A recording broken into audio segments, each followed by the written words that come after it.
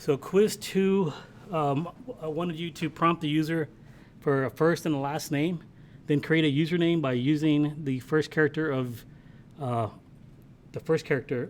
first name. I guess I should edit that to be a little more grammatically correct. So the first character of the first name combined with the first 5 characters of the last name, all in lowercase, then output the result to the user. Here's an example. Enter your first name, they enter in Michael. Enter your last name, they enter Madrigal. And then you print out MMADRI. Okay, so I'm gonna go ahead and just type this up really quick.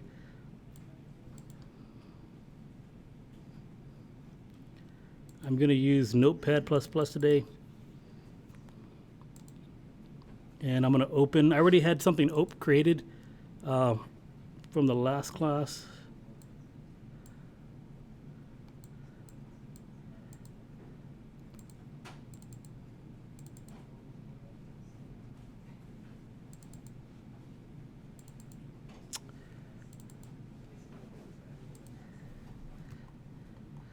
Okay, so this is what I created last time for you guys to kind of work off of.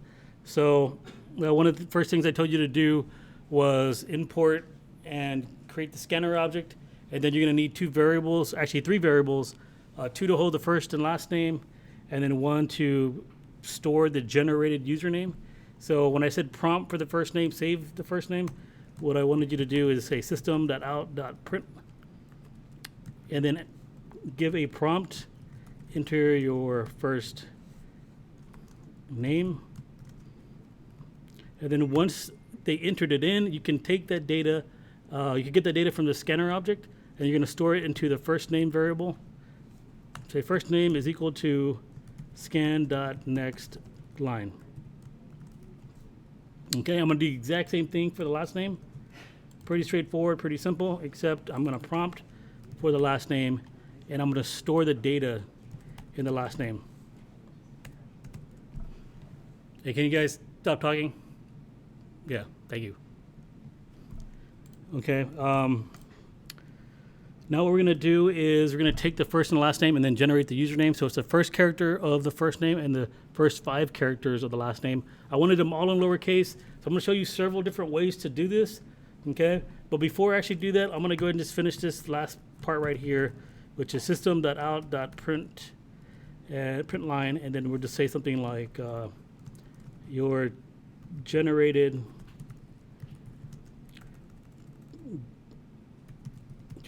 username is, and then we'll just give them the username. Okay, and I'm gonna go ahead and just compile and run that really quick just to make sure that it actually works.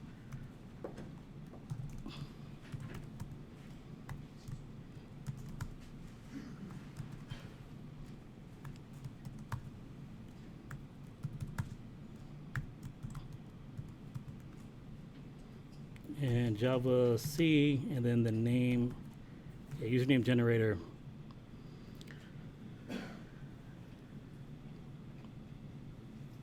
Dang, what the heck? Oh, I didn't initialize this variable, okay, because I didn't store any data. So I'm just gonna kind of come over here real quick and just say, for now, the username just doesn't have anything in it, just so that my program will compile. And now I'm just gonna run this really quick. Okay, so I'm in my first name, last name, okay? And right now, I don't have a username generated, but I just wanted to make sure I got the prompts right, taking in the data, and then my output, okay?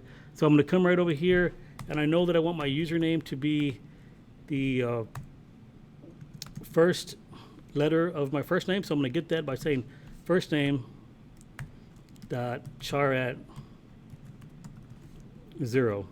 and then I'm going to concatenate it with my last name, and I want to do substring. Now if you remember, the substring is a little quirky, where if I want to go to index 4, which is the 5th character, I need to put in a 5, right? So it's the index that I put in as the end index minus 1. So I put in a 5 because I want to stop at 4, okay? And now I have basically the contents of what I want for my username. I want to go ahead and save that. And compile, run. Okay, now this is the generated username. Now I'm missing one requirement, which is I wanted it all in lowercase. So depending on how you want to do this, there's several ways that you can do this. Okay, so I think probably the easiest way would be just to come over here and just make everything two lowercase.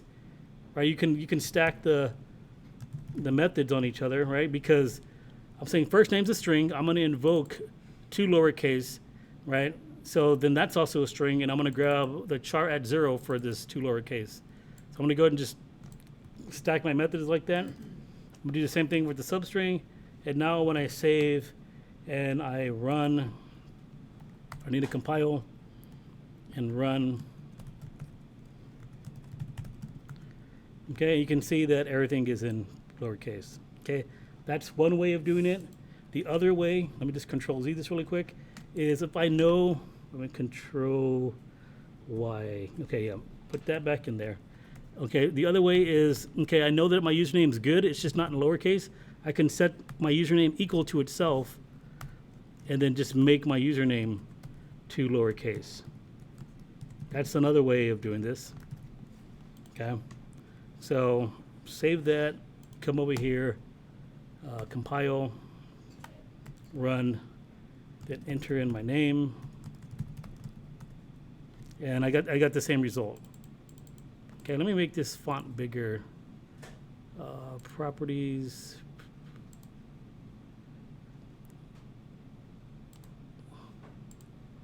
Okay, and like this is my output for that last run. All right, so another thing that I can do, which let me just control Z this, get rid of it. Okay, so we know this is a string right here. So I can wrap all this in parentheses and just do a two lowercase right here as well. Okay, this is like a third option. So I save this and dang, I closed my command prompt. I didn't mean to do that. That sucks. I have to go back and change directory to Dropbox public.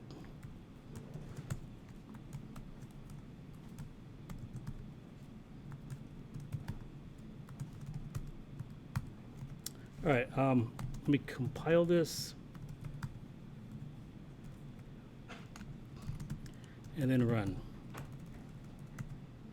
All right, and it's gonna have the same effect, right? I mean, those three different ways. Now, one thing that I didn't tell you to do in your quiz, but like I was hoping that maybe somebody would do it and I'll be like, oh man, that guy's cool, he's paying attention, would be to do something to where you say enter your first name and I put a bunch of space right here, and then I put Michael, then put a bunch of space, and then my last name, a bunch of space, Madrigal, bunch of space, and then press enter.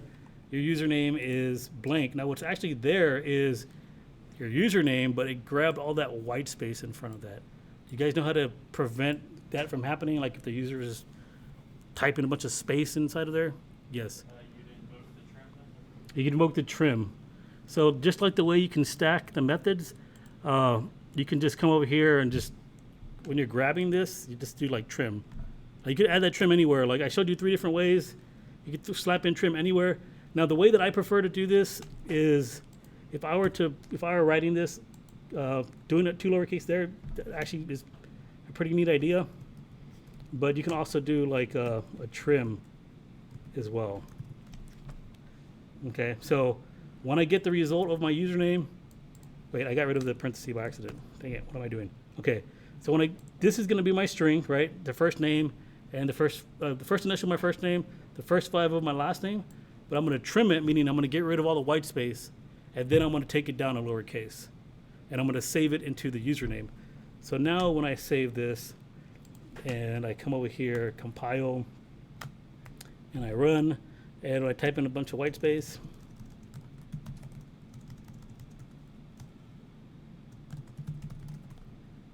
and there you go. See? Awesome. What the heck? It was because the parentheses, I think it's because you put the trim at the end. Oh, yeah, you're right. You're right. Okay. So the trim should actually go right here before you get the char at, and then after the last name. Yeah, you're right, because then you're taking the substring of where the white space is at, and you're taking the first char of where the white space is at. So you'd have to put it like right on the first name and then right on the last name. You trim it off, then you grab the first character, then you do the substring, and then the last thing you can do is the lowercase, the two lowercase. All right, so let's save this, and yes. You're missing a period. You have an extra parentheses after trim on last name. Oh, you're right. So right there, wait, trim. Oh yeah, right there. I'm missing the period, and I think I'm missing. I have one too many. The cool thing about Notepad++, like if you get confused on all these parentheses, if you put the cursor like right at the end of it, you see how it's highlighting it in red? So it's highlighting the open one in red as well. So it's giving you an indication of where it's opening and closing. Like it could be really useful when like just like what I did, I added a bunch of parentheses and now I'm confused on what I should add, what should I delete. So this one right here, if I put it right there, you can see it doesn't have, it's not in red, like it's in black. It doesn't have a closed one, so I know that's like an extra one, just hanging out by itself. So we go ahead and save that. Compile. And run. I misspelled username generator. I just realized that right now. All right. And there you go, right? Wait, actually, that's not what I was trying to demo, sorry. We'll demo like all the white space.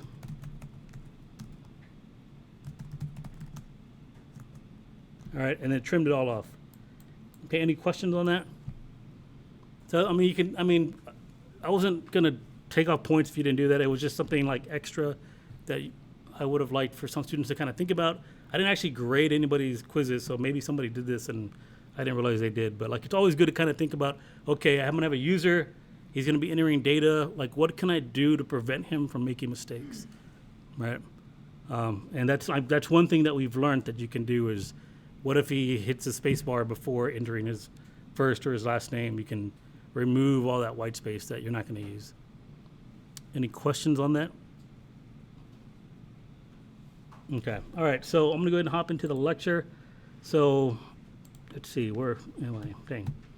Okay, so we talked about the first two sections, which are the first two sections in the book. So today we're gonna cover the random class and the math class and the formatting output, and then then you should be good to go on doing all your homework for chapter 3. We do have to talk about enumerated types and wrapper classes, but there really isn't any homework problems that cover those sections. And I'm also want to teach you about the date and the calendar classes along with the simple date format. But again, you don't have any homework covering those topics. So after today, you'll be good to go to do your chapter 3 homework.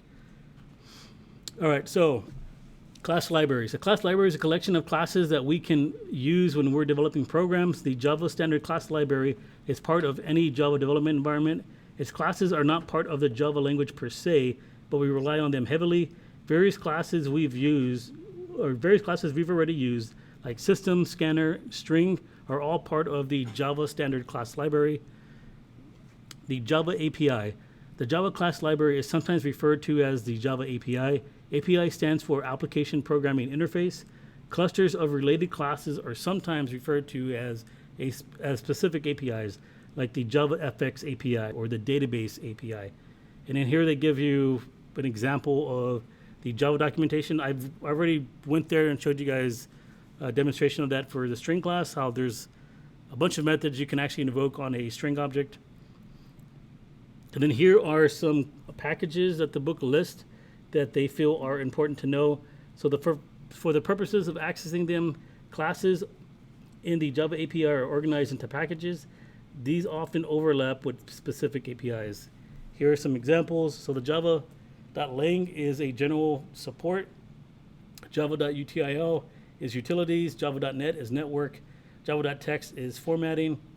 JavaFX scene shape is graphical shapes. JavaFX scene control is GUI controls. The import declaration.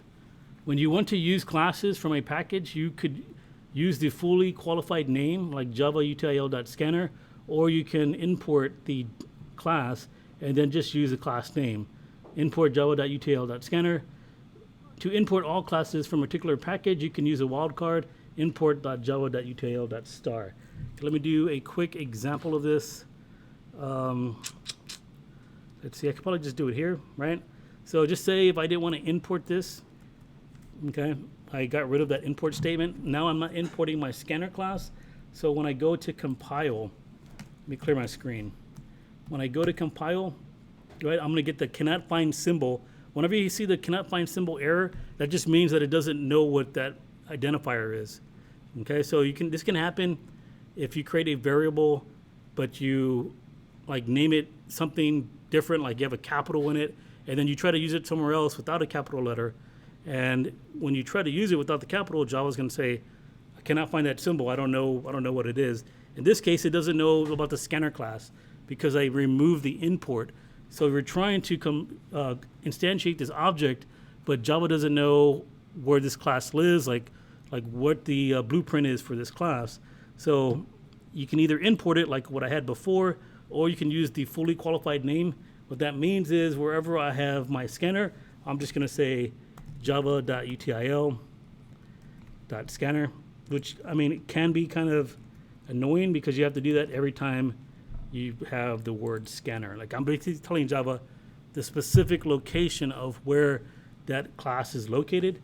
Now when I save, I come over here to compile. Oops, that's not compile. I come over here to compile and everything is happy, right? And it just runs just the same. It just works like exactly the same. It crashed because, anybody know why it crashed? Right, less than 5 characters. I went outside of the range of my last name. I entered 4 characters. I was actually looking for 5. So that was a really bad example. Oops, I can put that. All right. So that is importing the package, okay? Another thing that you can do is you can just use a star here, okay? And that's just basically going to tell Java that you're going to use many different classes from that package. So you're not necessarily specifying which class you're going to use, but you're just telling Java you're going to use, or you want to have all the classes in that package available to you. Yes? For memory management purposes, is that a bad idea? It's actually not a bad idea. I mean, well, it is a bad idea, but for memory management purposes, it has no effect from what I've read. And the reason why is because it's part of your JRE, so your JRE already knows about those classes. It's not like it's going to make your file any bigger than it has to be. Okay, but there is something bad about this, though. Can anybody tell me why this would be a bad idea? You have to kind of envision yourself being at a company that has a file that's like thousands of lines of code. And then you go to look at what packages they're using, and then you have a star.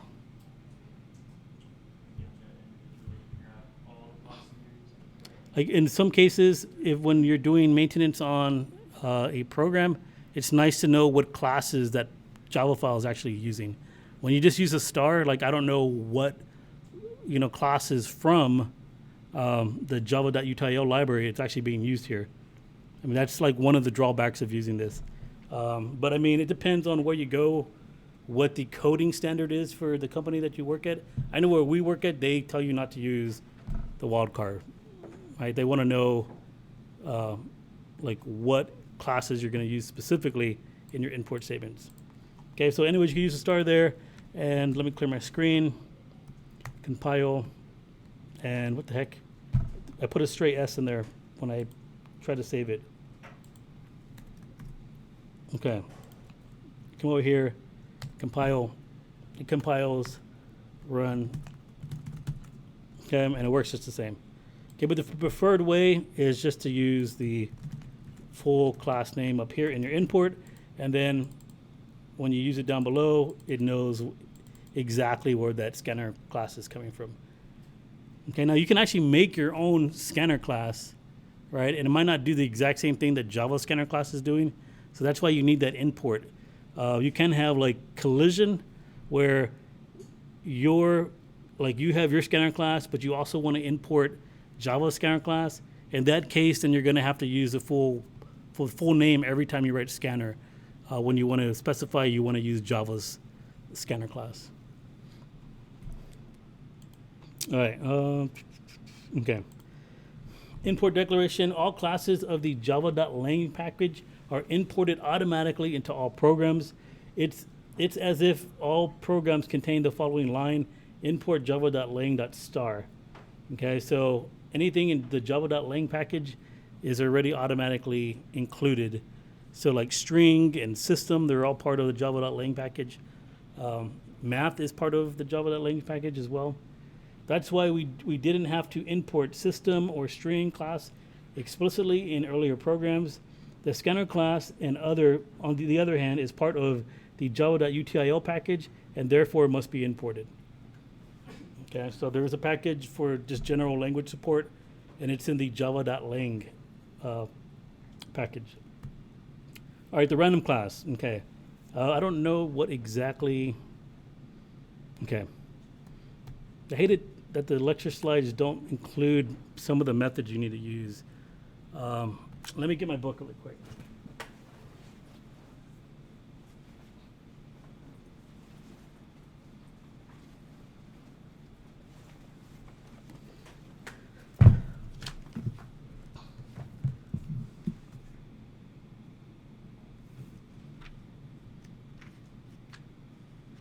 All right, so in chapter 3, on page 112, they have kind of this table right here where it kind of tells you some methods that you can use on the random class. So like these little tables throughout the book are going to be kind of like a small sample of the Java API for that specific class. I mean, you can use this. Like this is what the book wants you to know. And I'm not going to require you to know anything outside of this, right? But if you want to know more about the random class, you could just go to the Java API. So if I go to Java API 8 and I search for a random, here's the class right here. You click on it and it tells you everything you need to know about the random class, right? There's a lot of methods inside of here that you can invoke, but if you actually look in the book, there's only 3 that it tells you about. Okay, so you can look through the API if you want, but the book has a smaller sample set of it so that you don't have to, not that you don't have to do it, but it's just these are the things that you're going to be tested on, the ones that are in the book. Yes? How do we get to this page again? I just go to Google and I just type the API of what I'm using. I know some people have downloaded like 13 or something like that. So if you type Java API 13, right, you click here. Actually, I don't know. Maybe there is an API documentation for 13. What the heck? Just it. Okay, well, there's some specific things about 13, but I guess it probably just borrows everything from 8. So Java API 8. And then I'll just get Oracle or docs.oracle.com. And it tells you come over here. And like you can search, if you know what package it lives in, right? Like Java util, right? You could just click on Java util. You click that, and down in this frame, it pulled up all the classes that are in Java util. Okay, yeah. All right. Well, I'm sorry. Do you have another question? No, I said thank you. Okay, yeah, no problem. Okay, so I'm going to just read through this, and then I'll talk about these methods in here and do some couple of examples. So the random class is part of the java.util package. It provides methods that generate pseudo-random numbers. A random object performs complicated calculations based on a seed value to produce a stream of seemingly random numbers. It gives you an example. You can go through that if you want. I will just do my own example, and then that's it. Like it does a quick check, and then it's done talking about random class. All right, so let me just do an example of this really quick. I'm going to make a new file. I'm going to save this one as random demo.java, and I'm going to make this a Java source file. Okay, where are you? Right there. Save. Okay, so I'm going to do public class random demo. Oops, and then public static void main string array arguments. Dang it. All right, and then I'm going to come up here, and I'm going to add in like my user information, like my name, date, blah. Okay, so before I continue, one of the things I want to do is I just want to verify that this compiles. Okay, so I'm going to come over here, and I'm just going to say Java C random demo.java. It does compile. Okay, I'm not really doing anything with this yet. So if I want to use the random class, I need to import the random class. The random class lives in java.util package, and then I just include random. And then to instantiate a random object, if you hop back to the lecture, it tells you, does it tell you? It doesn't tell you. What the heck? All right, well, if you look in the book, it does tell you, it gives you a constructor that it wants you to use. The constructor doesn't take any arguments. So I know for the scanner class, we pass in the keyboard, right? But for the random, we just make a random object and we don't pass anything into the constructor. So remember, this is the constructor. It is a special method that is used to set up the object, okay? And then once you have it, there's 3 methods you can invoke on it. You can do next float. Next float returns a random number between 0.0 and 1.1. So 0.0 inclusive, meaning it can be 0, and then 1.0 exclusive, meaning it will never be 1. So it's going to be 0 through 0.999999. It's going to return it as a float. You also have a next int, right? And that's going to return values in any value in the range of a integer. And then you have next int where you pass in a number. And what that's going to do, it's going to return a value from 0 to that number minus 1. Okay, I'm going to show you all of them. I'm going to have to use a for loop to demonstrate this because I don't want to have to keep running it over and over and over again. We will talk about for loops in chapter 5. So I'm going to say for int x is equal to 0 while x is less than, and we'll run this 100 times, x plus plus. Okay, so the first thing I'm going to demonstrate is the next float. And I'm going to say x to get my iteration count, and then I'll say rand.next float. All right, so you don't pass anything into the method. You just take your random object, and then you just invoke the method next float. And I'll say my iteration, and I'm going to say next float. I'm going to go ahead and save this. Hop over here, clear my screen, compile. It compiles, and I'm going to go ahead and run. Okay, so I ran it 100 times, and I generated 100 random floating values. Okay, so these ranges are supposed to be in the range of 0 to 0.9999999. Is it like the maximum value? Okay, so there's like a huge, like the huge set of possible values, right? So it is a float. Float, if you guys remember from chapter 2, a float has 7 significant digits. So I don't know what the lowest number is, but the lowest number is going to have like a 0 or a few zeros in front, right? And the tenths, the hundreds, thousands. I don't know if I see any, but there's one with a 0 right there. Right, but anyways, I ran it 100 times, and that's what was generated.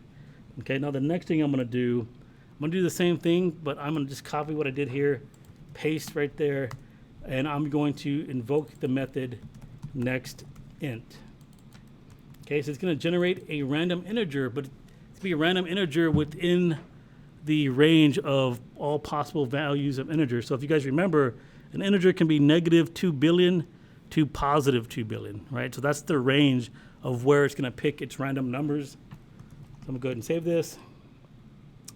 And come over here, clear my screen, compile, and run. Okay, so it did all the floats up top, right? Next float, and then after I was done with floats, like right around here, oops, here is when I started doing my next ints. And you can see the values are big, right, or really small.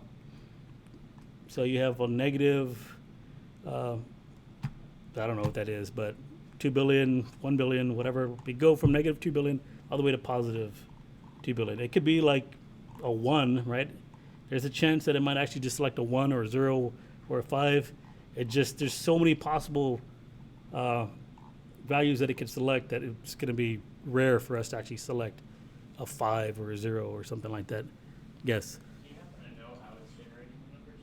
I don't. I read about it a long time ago, but you have to keep in mind it did say pseudo-random, so does anybody know what that means? They're not true random numbers there. Yeah, they're not true random numbers. It's actually based off a clock. I can't remember. I think it's your client clock or wherever this is running. So based on what the a clock value, it's going to generate a random number. Now, there is, if you look in Java, if you go to Java API, if you're more interested in like generating like true random numbers, you can read up on the random class. It actually tells you how it's all done. Like if you could just read through all this right here. Okay, I won't go through it just because I don't want. I mean, we have a lot to talk about, and I don't want to. I don't know, make it seem like this is something that I'm going to require you to know. But you can also look for. I think there's a package called Java Security. Hold on, let me look real quick. I think it's Java Security, and then there's like a secure random. Yeah, right here, secure random. And I think this works just the same, except it uses a more or a less predictive algorithm for generating random numbers. It tells you right there, right? So secure random number object must be unpredictable. So use like a different like cryptology when it's generating that random number. Like if you wanted to like a true secure random number. Okay, so yeah, I don't know exactly how it's generated. I read about it one time a long time ago, but I don't use, because I work for a bank, like I don't use random numbers ever.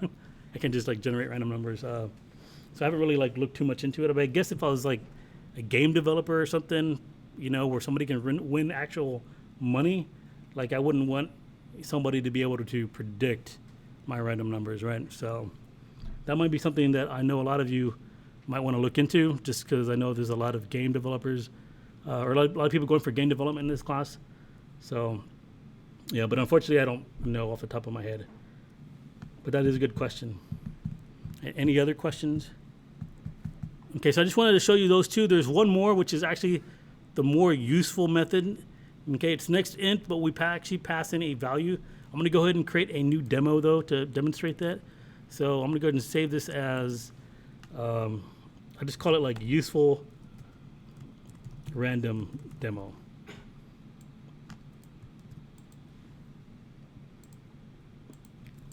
All right, so public class and then public static void main string array arguments. Oops, shoot. All right, so I'm going to use the random class. So I'm going to come over here. I'm going to say import.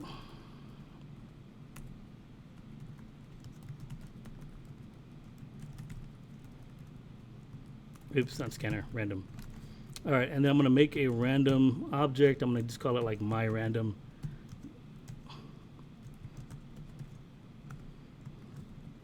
Okay, I'm going to do the same thing for now, but I'll probably just end up deleting this loop right now, right here. So we'll make a loop that is going to go for, I don't know, 50 iterations, or maybe just 20 iterations.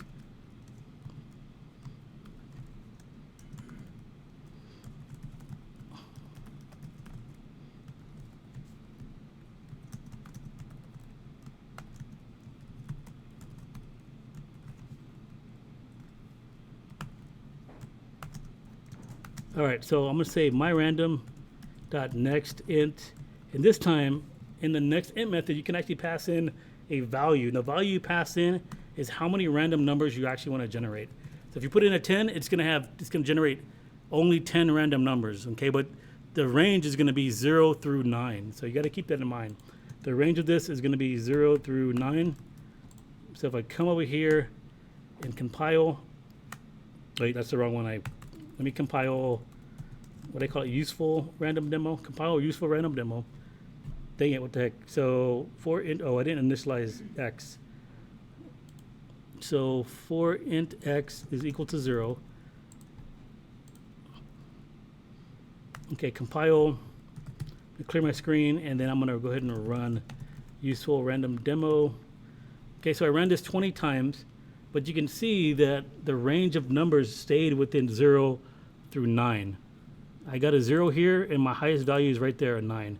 I passed in a 10, so it's gonna give you 10 random numbers, but the range is gonna be 0 through 9. Okay? Any questions on that?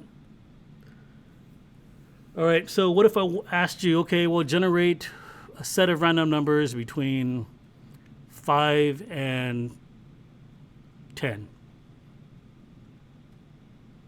Then what? Like, how would you do that? How about, let's start simple. How about generate a set of random numbers between 1 and 10? How would I do that? Everybody has an idea? Okay, so if we know that if we pass in 10, we get 0 through 9, we could just come over here. I'm gonna go ahead and just comment this out. We can look at that later. Okay, I'm gonna come over here and I'm gonna say, okay, well, I know this is gonna give me 0 through 9. So what I'm gonna do is I'm going to add 1 to my result. And now my result is gonna be 1 through 10. Okay, so now when I come back over here, I compile and run. Okay, so now my lowest value is 1 and my highest is 10 because they basically just offset the value. Right? What if I told you 10 through 20? Right? Then you just come and you just offset it. You just offset this value by 10.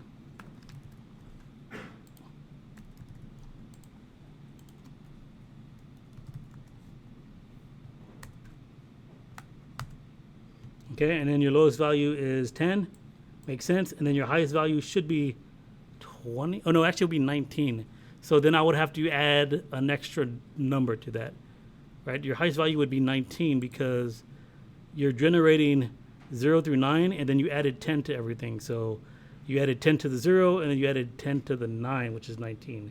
So if you wanted 10 through 20, you actually don't have 10 numbers that you want. You have 11 numbers that you want, right? Does that make sense? You have 11 numbers because you want the 10, you want the 11, 12, 13, 14, 15, 16, 17, 18, 19 is the 10th number, and then 20 would be the 11th number because you're including both the 10 and the 20. Okay, so like 10 through 19 is a set of 10 numbers. 0 through 9 is a set of 10 numbers. So I just put 11 there plus the 10. Now when I go to compile and run, right, I get 10 through 20. What the heck? Did I not compile? Or did I not generate?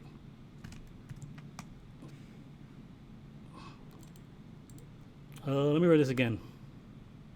No, that's something went wrong. Let me compile and run. All right, there's your 20 right there. I guess I didn't compile before. I thought I did. So there's your 20, and your 10 is right here.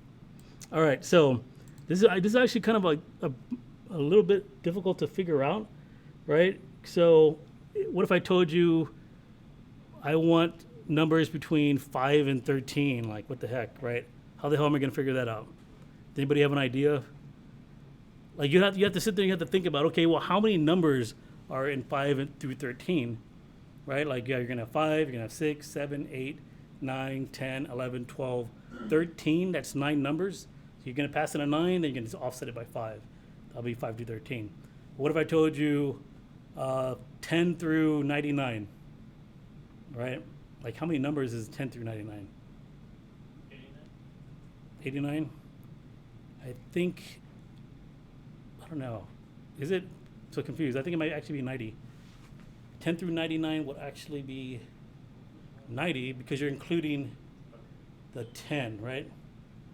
Anyways, it seems like a really complicated problem, but there's actually a simple way you can actually make a equation to figure all this out, okay? So the way I like to think about this is the point where I write on the board. Dang, how are we gonna do this? So let me think about this. Okay, I'm gonna just make a new file. I'm gonna just call this one, I'll name it later, but this is what I'm gonna try to explain. Okay, so let's just take the problem of, I want a range, and my range is going to be 5, and I'm gonna say through 13. Okay, I'm using through because I don't want people to get the minus sign confused with through and minus. Okay, so in order to figure out how many numbers I want, I need to take, so the number count, I need to take 13 minus 5 and then plus 1 because you're including both numbers, right? So you're including the 5 and you're including the 13. So if you subtract 5 from 13, what do you get? 8, right? And you're going to add 1 more because if you actually do the count between 5 and 13 and you include the 5 and you include the 13, there's 9 numbers. So if you're going to include both, then you need to add in that extra for where you started and where you ended. Okay? And then once you have that, then really it's just an offset, right? Because if I were to pass in next int and I pass in that 9, that's going to give me the range of 0 through 9. Everybody, or excuse me, 0 through 8. Everybody agree with that? Right, next int 9, it gives me 9 numbers, so it's going to give me 0 through 8. Okay, so if I wanted to offset that, then all I got to do is offset it by my lowest possible value that I want. In this case, I want to do 5. So if I said next int 9 plus 5, then what I'm going to get is, instead of starting at 5, I'm going to start at, instead of starting at 0, I'm going to start at 5, and instead of ending at 8, I'm going to end at 8 plus 5. So what is 8 plus 5? 13, right? Okay, so I don't know how well you guys are at doing like math equations, but you can basically just say, okay, well, if you want some range, min through max, then you can just say, okay, well then your int random number is going to be equal to your random object next int max, this is a minus sign right there, min plus 1, and then offset it by your min value. Okay, I don't know if that makes sense, but that's the math problem for this. So if I were to tell you, okay, I'm trying to save this. Okay, so if I tell you, okay, well then using the equation above, how do I generate a range from 10 through, let me get rid of that minus sign, through 99.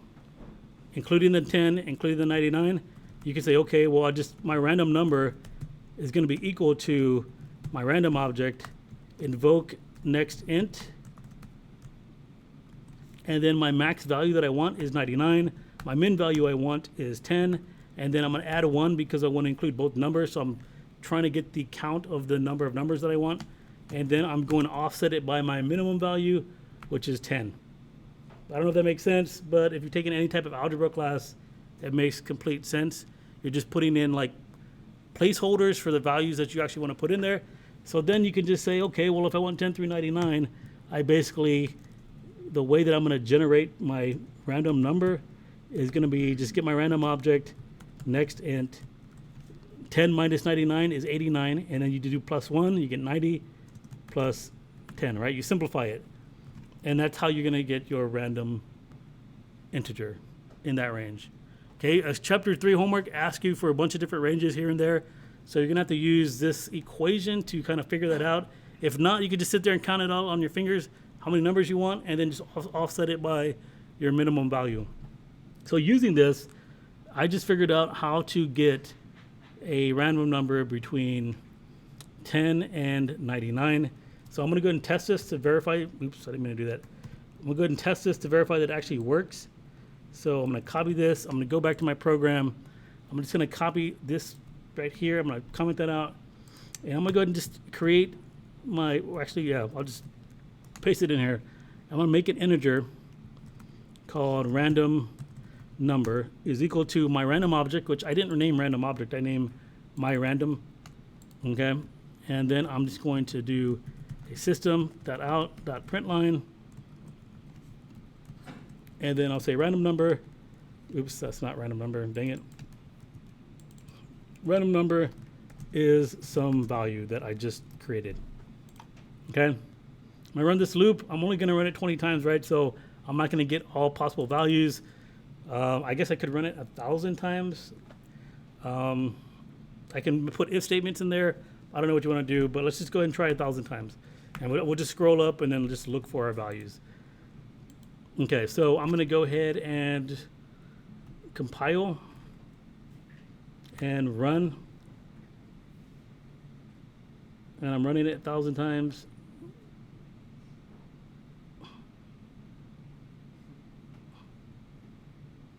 Maybe 1,000 was overkill. Okay, there you go.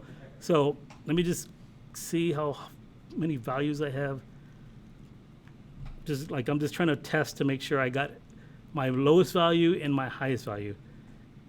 I don't know if there's like a find on this command prompt, but I'm gonna copy all this text and paste it into Notepad. Dang it, 1,000 is just way too much. Okay, right there. Okay, so I think, what, just right click? I hope that worked. I don't know. Let's see. Okay, Control V. Yeah, see? Right click. Okay, so what I'm gonna do is Control F this, and I'm gonna look for random num colon 10 was my lowest value. Right there, right? To make sure I didn't go less than 10, I'm gonna go ahead and just search for 9. Okay, and make sure everything is like 90, right? Okay, so there's no 9s in there. Everybody agree with that? Because it goes to like line 800 and resets.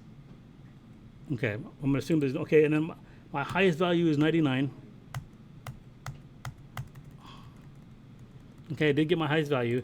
And then outside of my highest value is 100, and I shouldn't get any 100s. I wasn't able to find any 100 values. Okay, so that's how you generate your range. It's real simple, just a simple equation. You could just copy that. Min is the lowest value that you want to include. Max is the highest value that you want to include. You have to organize it between min and max, otherwise it won't work. It would even work for negative numbers. Will it? I think so. I don't know. Will it? Maybe not. Let's try it out. So what if I wanted a range to be -5 through +5? Okay. Then I'm just going to take what I have here. Okay. And then I'm just going to plug in my values. So I have a +5 value here. I have a -5 value here. And then a -5 value there. All right, so -5 minus -5, that's actually addition, right? Do you guys agree with that? Yeah. So that's actually +10. So this evaluates to +10.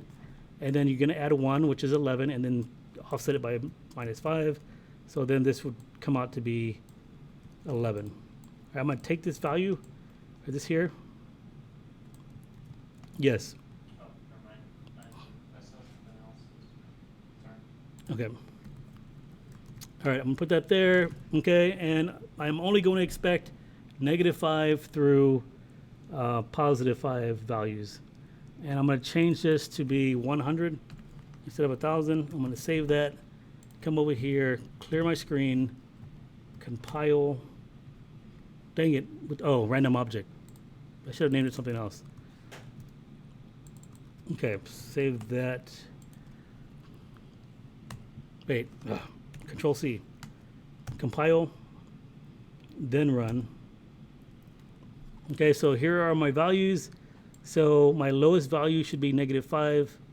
I shouldn't have like a -6 in here. I'm just gonna kind of just do a visual check on it. I already saw the -5 right here, and I saw the +5 right there. I shouldn't see a 6, I shouldn't see a -6, or anything less than -5, or greater than +5. All right, so I was able to get my range in there, okay, just by using that equation. So it does work on negative values. So hopping back to the lecture, right, it gives you an example, right, and then immediately it tells you, okay, quick check, what ranges are generated? So what range would be generated when you just pass in a 25? Anybody know? Yeah, 0 through 24, right? What about when you pass in a 6, you get 0 through 5, but then you add 1 to it, then what would that be? 1 through 6, right? Because when you pass in a 6, 0 through 5, then you're just going to add 1. So your lowest value is 1, your highest value is going to be 6. Okay, so this one right here, what is, when you pass in a 100, what are you going to get? 0 through what? Right, the value minus 1, which is 99. And then you're offsetting it by 10. So then you're going to actually start from 10, and you're going to go to 109. Okay, what if you pass in a 50? Then what? Yeah, 0 through 49. Then you add 100 to it. So it's going to be 100 through 149. Okay, what if you put in a 10? You get 0 through 9. Everybody agree with that? But then you're subtracting 5. So then what range are you going to have? So just take 0 minus 5. What is 0 minus 5? -5. And then your highest value was 9, but now 9 minus 5. And what is 9 minus 5? 4, right? So -5 through +4. Then when you put in a 22, you get 0 through 21 plus 12. That's 12 through 21 plus 12, which is 23. Or no, 33. I don't know. Dang it, I'm bad at math. Sorry. It is 33. Okay, so there is a range right there for that last one. And then here, they want you to actually write the code that will you use to generate this. This first one's easy. If you want to go 0 through 12, you pass in a 13. All right, because whatever number you pass in is going to be, the highest value is going to be that number minus 1. So you pass in a 13, that means your highest value will be 12. So you're going to go 0 through 12. Okay, here you have 20, and you're going from 1 through 20. So you pass in a 20, and you're going to get 0 through 19, but then you add 1 to that after you got your value. Okay, right here, 20 or 15 through 20. This is the tricky one, right? Because my brain just sees that there's 5 numbers, but really there's 6 numbers because you're including the 15, right? 15, 16, 17, 18, 19, 20. So you pass in a 6, you get 0 through 5, and then you add 15 to that. So then you get 15 through 20. Okay. Next range is -10 through 0. Dang it, why do they have to all be so difficult? So that would be your max value minus your min. So 0 minus 10 is going to give you 10, right? Wait, 0 minus 10, or 0 minus -10 will give you 10. So you have 10 possible values. So that's 0 through 9, then plus 1. So 11. So you're gonna pass in 11, and then you're gonna augment it, or you're gonna offset it by -10. All right, let's see what the answers are. All right, there you go. Right, this one was a little more difficult because we're working backwards. But if you were to just follow this equation that I did here, the min minus the max was 0, the minimum was -10. So 0 minus -10 is +10, and then you just add 1 to that. That'd be 11. And then the minimum value that you want is -10. So hop back over here. That's exactly, oh dang, what the heck? That's exactly what they got. Any questions on that? All right, Good stuff. Okay, so the next thing we're going to talk about, which is also just as complicated to understand, maybe not, is the math class. So the math class is part of the Java.language package. Now the thing that confuses students is that you don't need a math object to use its methods. So the methods in the math class are considered to be static, which means you can just call the method straight through the class name. You don't have to instantiate an object of the math class. If you look on page 116 of your textbook, there's a whole bunch of methods that I want you to know. I'm not going to ask you any of the trigonometry ones, like 6 of them are trigonometry ones, but I do want to introduce a couple of more that aren't on this list, and we'll hop over to the API and I'll show you some of them that are actually kind of useful. Okay, so actually let me read this really quick. The math class contains methods that perform various mathematical functions. These include absolute value, square root, exponentiation, trigonometric functions. The methods of the math class are static, also called class methods. Static methods are invoked through the class name. No object of the math class is needed. So you can see that the class name is math, and they're calling the method cosine on the math class. The class name is math, and they're calling square root. They give you an example. I'll do my own example. I'll go through all the methods, and then that was it for the math class. All right, so I'm going to hop over here to Notepad++. I'm going to create a new file. And in the Chapter 3 demos, I'm going to save this one as math demo. And then I'm going to save this as a Java file.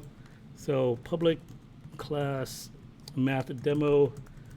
Dang it, I keep putting that extra curly brace. So then public static void main string array arguments. All right, so the math class, you don't actually, because it's part of the Java.language package, you don't have to have an import statement. You can just start using it right away. So let's just say I have a number, I have num1, and I'm gonna say num1 is, I don't know, 5. Okay, so I'm gonna say math, oops, actually let me do system.println. System.out.println. I'm gonna just demo some of the methods that are in the textbook. I'm not gonna do the cosine and the arc, sine, and tangent and all that. I'm just gonna do the other ones so you know what they are. And then I'm going to do a few more from the API. All right, so I'm gonna do math.pow, right? Or what is pow? Is pow the right one? Is it pow in the EXP? Okay, yeah, so pow is the correct one I wanna use. Okay, so math.pow, and I'm gonna pass in 5 and then a 3. Okay, so what this does, it's going to take whatever the first number is to the power of 3. So, or to that power, right? So I'm gonna have num1 here, and I'm gonna take num1 to the 3rd power. I'm going to just put a 3 right here. So I'll save that, come over here, clear my screen, compile mathdemo.java, and then run mathdemo. Okay, so 5 to the 3rd power is 125. Everybody agree with that? Right, 5 times 2, or 5 squared is 25, and then 25 times 5 is 125. You can also do the square root. So let me do that. Okay, so I'm gonna take the square root and something simple that's even. I think actually 169 is 13. So we'll do that. Square root of 169. And this also returns the result as a double, so you'll notice that they have the decimal point at the end. Okay, so the square root of 169 is 13. Now there is the EXP method. I don't know if you guys are familiar with the natural number, which is like 2.6 something, something, something. One of your math classes, somebody should have told you about it. I don't know. It's basically like the natural logarithmic number. It's the E. Okay, I see that E hanging out sometimes in the math problems, and you're like, oh, what does E mean? And then your teacher tells you something and you don't pay attention because you're like, oh, I'm never going to know that. But then you take a programming class and they reintroduce it and you're like, what? What are you talking about? Yeah, that number. Okay, so EXP is taking that E to some power. So if I want to take E to the power of 1, I'll just basically get back what that number is, it's going to be like 2.6 something, something, something, something. Okay. Save this, and I'm going to compile, run. Oh, it's 7. What the heck? I thought it was 2.6 my entire life. Dang, that's crazy. All right, it's 2.7. There's actually, you can actually call that number. You don't actually need to do that. Let me take this to the power of 2 really quick. So we're going to take that number to the power of 2, and it's 7, right? That, okay. But you can actually get the natural number. Oh shoot, I messed something up.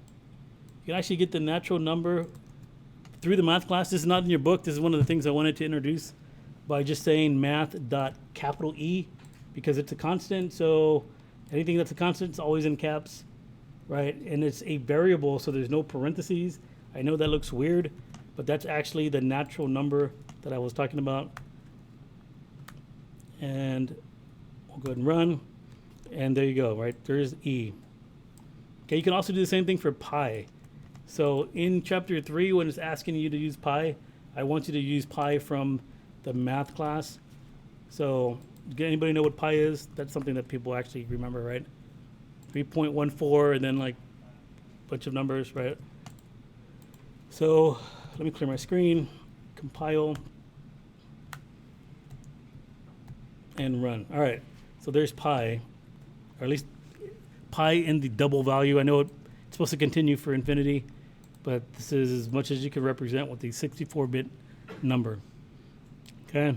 Some of the other methods that are in the book, it's kind of a cool one because you can actually use this to avoid using the random class, but there is a math random. Okay, but it returns a double instead of a float, like the way the math class or the way the random class did. So this is going to have 15 significant digits. It's just a random number between 0 and 0.9999999. So when I go to compile and run, right there, that's like a random number. If I run it again, it's going to be something different. Okay. All right. So math has its own random. It returns a double. Let's see, what else is there? There's PAL, we talked about. Okay, got to talk about floor and seal. And then there's also, that's it. Okay, just floor and seal are the only ones that absolute value is at the top. Okay, absolute value, that's a good one. Let me do that one really quick. So absolute value is a distance a number is away from 0. So if you have like a negative 56.7, then the absolute value of negative 56.7 should be 56.7.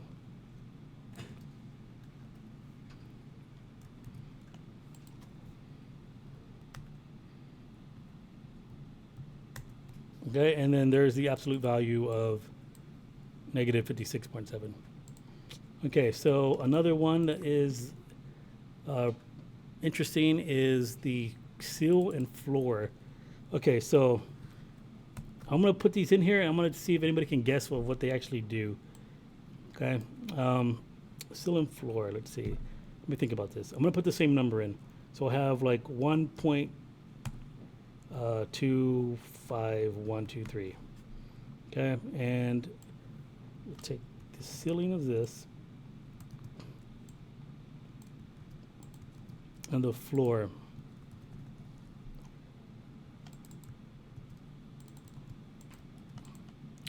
All right, I'm going to compile and run. Okay, so here's the result of the ceiling and the floor. Does anybody know what that method is actually doing? Check multiple numbers. Right, it's going to the, like when you do ceiling or seal, just think of ceiling. It's basically, if there's a fractional part, right, like a decimal with the following numbers, it's going to give you the highest whole number above that, right? So 1.2513 went up to 2. When you do floor, it's going to give you the whole number below it. Okay, so if I had 1.999999, the floor would have just been 1, right? And the ceiling would have been 2. Okay, yes. Do you use that to round up, or N- is there a different function? No, so there's other, yeah, you don't use it to round up. You just, I've never used that method, any of those methods in my entire life, like professionally anyway. But I know in your homework it asks you to do it, but there is actually a math.round that you can use to round. And I'm actually going to show you that one as well. So that is it for the methods from the book, okay? So some of the other methods that I wanted to introduce is there's actually like a really cool one that I think is interesting because it kind of gives you like a way to do an if statement almost, is if you do a min and a max. So like a min and a max will just give you the value of which one's min, which one is max. So if I have like a 9.123 and an 8.546, and I take the min, it's going to give me the minimum value of the two. And then there's a max, which does the same thing, except it gives me the max value of the two. Now, I don't really use this method professionally, but I think it's interesting that it does pretty much an if statement for you. Okay, I'm going to save this and clear my screen, compile.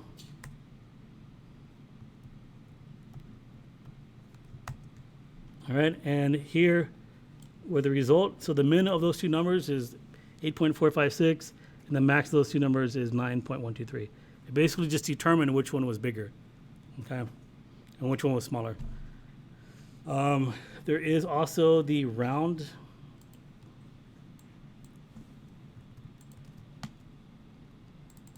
So round will round the number. So let me just pass in 8.456 to round. And I'll test like several values so you can see what happens. So 8.456 and then 8.56 and then 8.61. All right, save that, clear my screen.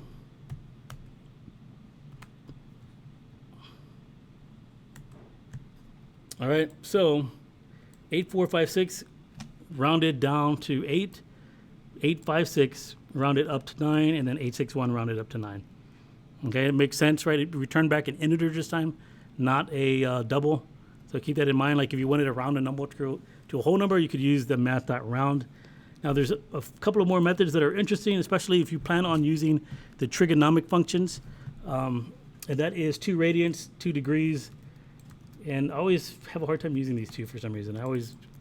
Okay, so 2 radians. And that's what it's going to do is convert something in degrees to radians. Now I always forget what's what. 90, I think, is like, what, half a radiant or a radiant? Something like that. Right? So half a pi is like, yeah, half radiant, right? Yeah. So this should give me a 0.5. So if I do 2 radiants, oh dang, I forgot the math part. It should give me a 0.5, and then if I, like 1 radiant would be 180 degrees, right? So, but I think it includes pi in there. Like I forget all the time. Like when I see it, I'll be able to explain it. So then I'm gonna say this one's gonna be 2 degrees.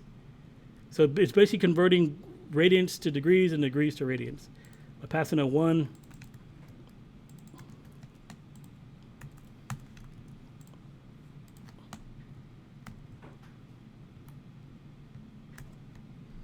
And half a pi, right? So pi is 2 point, wait, what is pi? Yeah, so that's half of it. And then this is 1, which is, I don't know how that, this is where I get confused trying to figure out like what happened here. Oh, it's a 1. I have to pass in a pi. Okay, that's what it is. Okay, so if I were to pass in math.pi,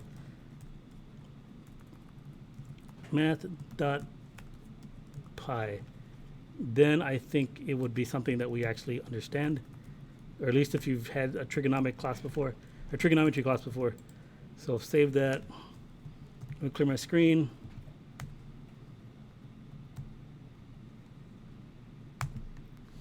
Yeah, there you go. Right, because I pass in pi, then it's 180. That makes sense, right? Because it's in terms of pi and degrees.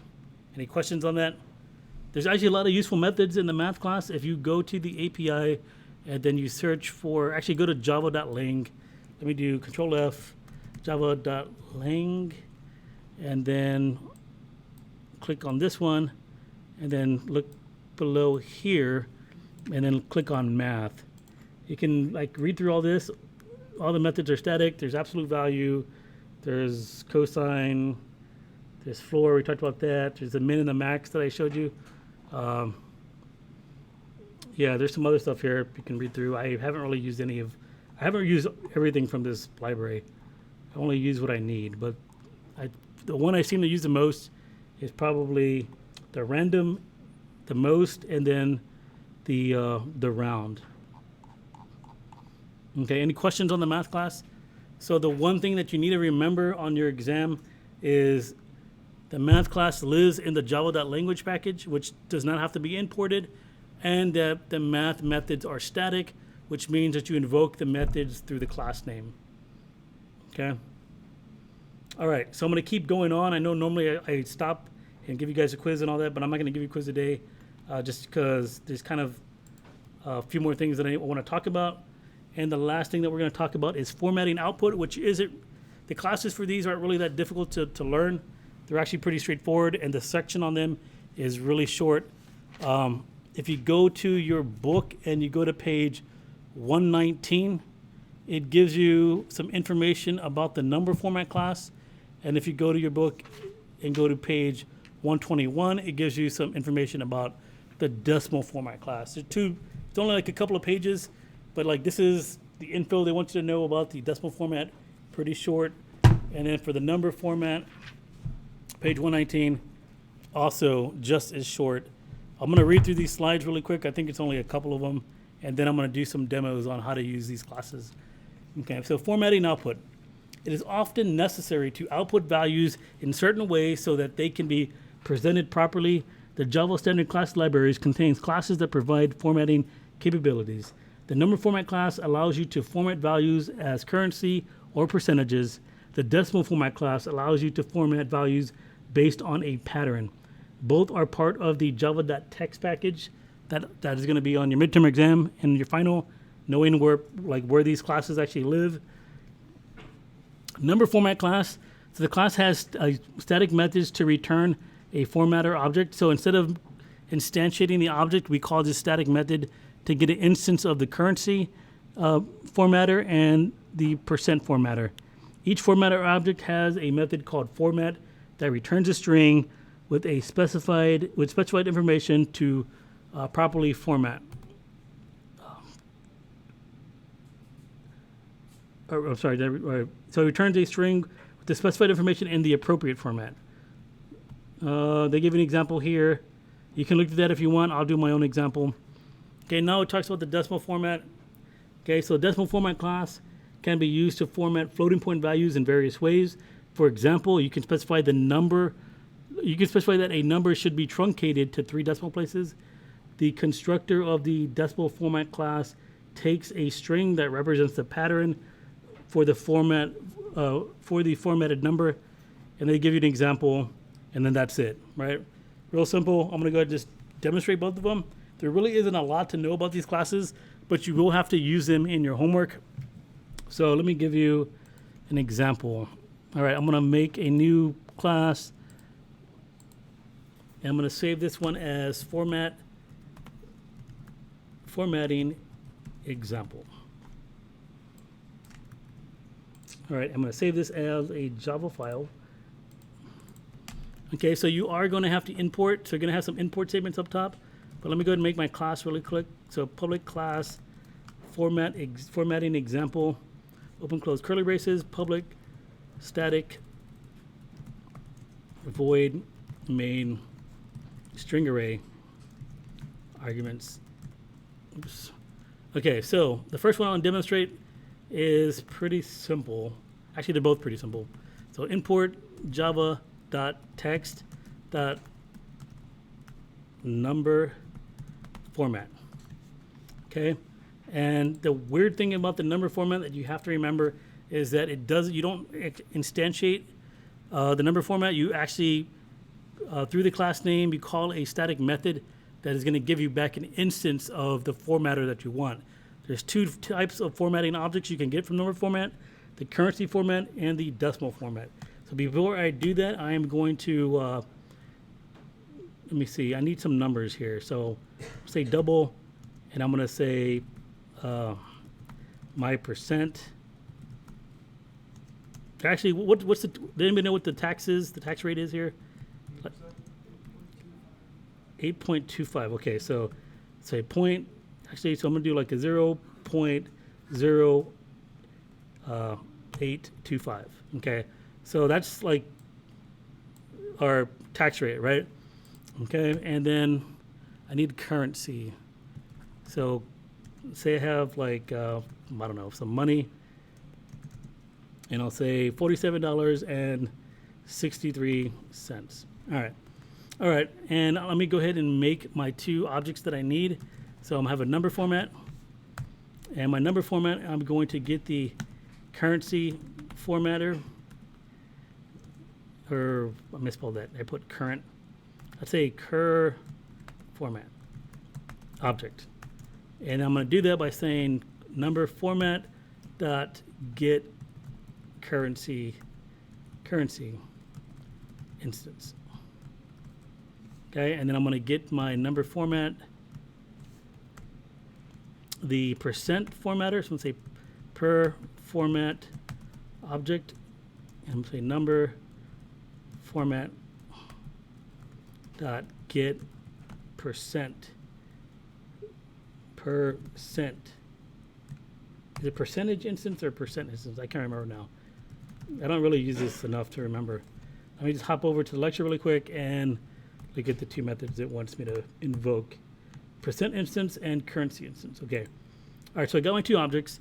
So this might seem like not that exciting to you because I wasn't excited when I first learned what these two things actually do, but I'll just say tax formatted is, and then I'll just say my percent formatter object dot format, and then you just pass it your value, your double, and then I'm gonna do the same thing. I'm gonna copy paste that. I'm gonna do the same thing for my money. So my money formatted is, and then I'll say currency format object. Okay, so this is how you get the instances, right? And then this is what you do to actually format them. Just invoke the method format. Sorry, what's that? In the currency formatting object, you need the system.out.println inside the parentheses you put time. Oh, yeah, thank you. I did not see that. I will paste in money. All right, so I'm going to go ahead and compile this. Let me clear my screen, but I can't just up arrow. I gotta write all this again. So what was it? Format, example, it compiled. That's always a good sign. So then I'm going to run this. Okay, and there you go. Okay, so it changed it to percent. It moved it to 8%. Now you can actually specify like how many decimal places that you want. So the book doesn't tell you how to do this, but if you go to the API, you can look at it and you can set like how many places. I used to have this memorized because only to teach this class. I already forgot. Dang it! I'm trying to think, but I'm gonna go to I'm gonna look for java.text, hop over to this API. Wait, I didn't mean to do that. Okay, and then let me look for number format.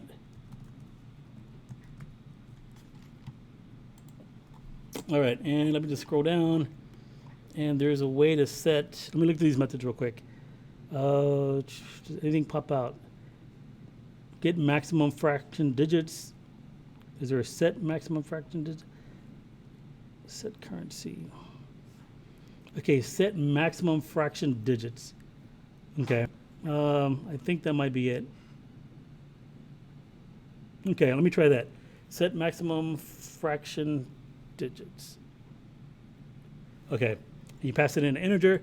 So if you wanted to retain the 0.25, I believe all you have to do is just take this percent formatter and then invoke the method. This isn't in the book for some reason. I don't know why they want to tell you this, but I'm gonna call the method set maximum fraction digits, and then pass in a 2. Let me make sure that's the actual name of the method. Oh, set maximum fraction digits. Okay, that looks promising. Save. Come over here, compile, and run. And there you go. It's now having the 0.25 at the end of it. Okay. I'm not going to require you to know the maximum fraction digit stuff. In fact, really all you're going to need to know, you're going to need to know enough to do your homework, which is going to tell you exactly what it wants, like format it as dollar or as money or percentage. And then you're going to need to know that these are actually in the java.text package, and that the number format, you don't actually create your own instance. You grab an instance from the static methods, get currency instance, and get percent instance. The last thing we're going to talk about is the decimal format. Pretty straightforward as well, except maybe like if you're trying to format a certain way, yeah, it might get a little weird. But so I forget how to use this though. I'm gonna have to like, I don't know, maybe just look at the books example. I'm gonna call this one decimal format. I'm gonna set this equal to new. Now this one you actually instantiate the normal way with the constructor, but inside of the constructor you're gonna pass in the format that you want. So the format that we want is, you're gonna put a 0, and then like, you can either do zeros here or pounds here, right? So the pounds mean that you want to, well, actually I don't know, to be honest with you. I think one is to retain the number, meaning like if you don't have a decimal, if you don't have a number at that location, it's going to inject zeros for you. I think that's what the 0 one does, and then the pound will just round to that value, but it will not give you 2 decimal places if the number doesn't have 2 decimal places. Okay, that's what I think it is. I'm going to run it, test it out. We'll see what happens. I'm going to go and make a new value here. I'll just call it like value. Okay, and the first one is going to be 7.1234556. All right, and then I'll make another one called value 2. And this is going to be like 7.1. Okay, and I'm going to copy what I did here, paste it twice, but I'm going to grab the decimal format, slap it there, and then the value here. Okay, why did I put value 1? I meant to put value 2. Okay, and slap that there. All right, pretty straightforward. Instantiate the object, pass in the format that you want, and then we'll see what's going to happen when we actually pass in these 2 values to the decimal format. Okay, so come over here, clear my screen, compile, and then run. Okay, so it did, right? It only gave me the tens and, wait, what? Is that the ones? Oh, I can't remember. That's the tens and the hundreds, right? Tens and hundreds place. Yeah. But for this one, it just gave me that one value because it didn't go past the 100s place. Okay? Now, if I were to put the zeros here instead of the pound, and then in this case, I believe, I could be mistaken, I don't use this enough to have all this memorized. I believe it's just going to like fill in zeros in those spots, right? So now it's a 7.10, and over here it's a 7.12. It put a 0 there because my value was originally just 7.1, so there's nothing there in the hundreds place. So because I put a 0, I'm basically telling Java, replace, like if there's no value there, just put a 0. Okay? Any questions on that? I would have put more. It would have put more zeros. Yeah. Let's see. All right. It filled in all those spaces. Pretty simple, pretty straightforward. So for this one, what you need to know is it lives in the Java .text package, and then, on your homework, you're gonna have to figure out what you want there. So let me see. I'm just gonna put like pounds right here. Okay, Yeah, you're gonna have to know how. The homework's gonna ask you only give numbers to the third decimal place or the fourth decimal place, and then you're gonna have to use your decimal format class to do that. And let me hop back to the lecture to make sure I covered everything.